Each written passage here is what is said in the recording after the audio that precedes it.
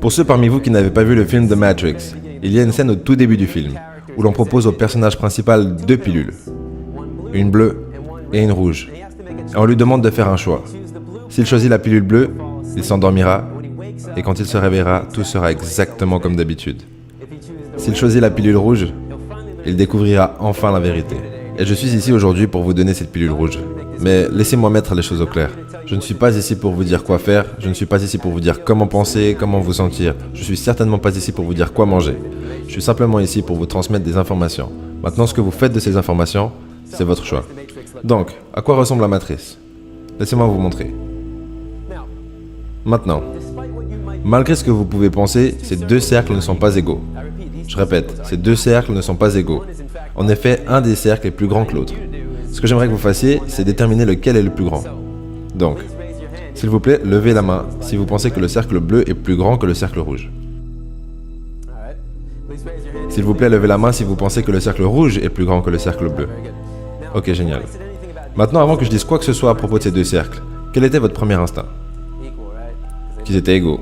Parce qu'ils ont l'air égaux. Et la raison pour laquelle ils ont l'air égaux, c'est parce qu'ils sont égaux. Ces 2 cercles sont identiques. Mais j'ai réussi à faire en sorte que vous leviez tous la main pour dire le contraire. Donc, qu'est-ce qu'on peut en apprendre?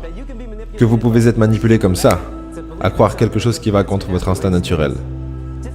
Imaginez juste que vous êtes un enfant et qu'on vous a appris que le cercle bleu est plus grand que le cercle rouge.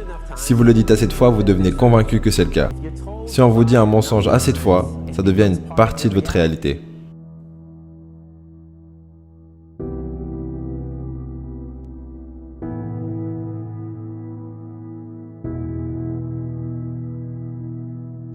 Et si ce mensonge a été inculqué à assez de personnes, donc que le cercle bleu est plus grand que le cercle rouge, bah maintenant ça fait partie de la culture. Et si cette culture continue à transmettre cette mauvaise information à la génération suivante, bah là ça devient une tradition. Et la chose de laquelle on doit se souvenir, c'est que ce n'est pas parce qu'on a une tradition que c'est moralement acceptable. Les traditions et la moralité ne sont pas toujours la même chose.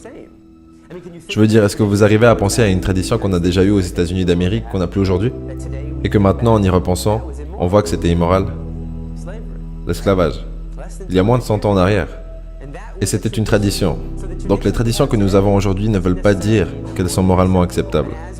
En évoluant en tant que culture, nos traditions évoluent également. Maintenant, la matrice est une histoire. C'est une histoire qui, quand elle est répétée assez de fois, à assez de personnes, s'intègre à la culture. Et elle devient ensuite une tradition. Et cette histoire est répétée encore et encore. Tous les jours. Dans les faits, si vous croyez que l'image sur le carton est l'endroit depuis lequel vous obtenez votre lait, vous vous trompez. C'est un fantasme. Ça n'existe que dans votre tête. C'est une pilule bleue qui vous a été donnée par les industries pour que vous achetiez leurs produits. Ceci est la matrice. Le mensonge qu'on se raconte au sujet de l'endroit d'où vient notre nourriture. La réalité est bien plus perturbante. 90 à 95% du lait, de la viande et des œufs que nous consommons aux États-Unis viennent de ces conditions. Ça s'appelle les élevages industriels. C'est ici que vous prenez des milliers de poules, des porcs, des vaches et que vous les enfermez dans un entrepôt. Tous les ans aux États-Unis, 10 milliards. Ok, 10 milliards de vaches, de porcs et de poules sont tués sauvagement pour la nourriture. Donc ça veut dire que chaque seconde, aux États-Unis, 300 animaux sont tués juste comme ça. Donc, 300, 600, 900, 1200. D'ici la fin de cette présentation, il y aura eu plus de 1 million d'animaux qui auront été tués. Et la plupart d'entre nous n'en avons rien à faire. Je veux dire, comment est-ce que c'est possible qu'aux États-Unis d'Amérique, on puisse tuer, on puisse abattre 300 animaux chaque seconde et ne pas questionner ce fait? C'est à cause de l'histoire qu'on nous a racontée.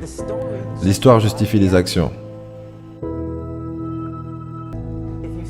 Si vous le dites assez de fois, vous vous convaincrez que c'est la vérité. Combien de personnes parmi vous avaient appris quand vous étiez plus jeune que nous devions manger de la viande pour avoir des protéines? Je sais que j'en fais partie.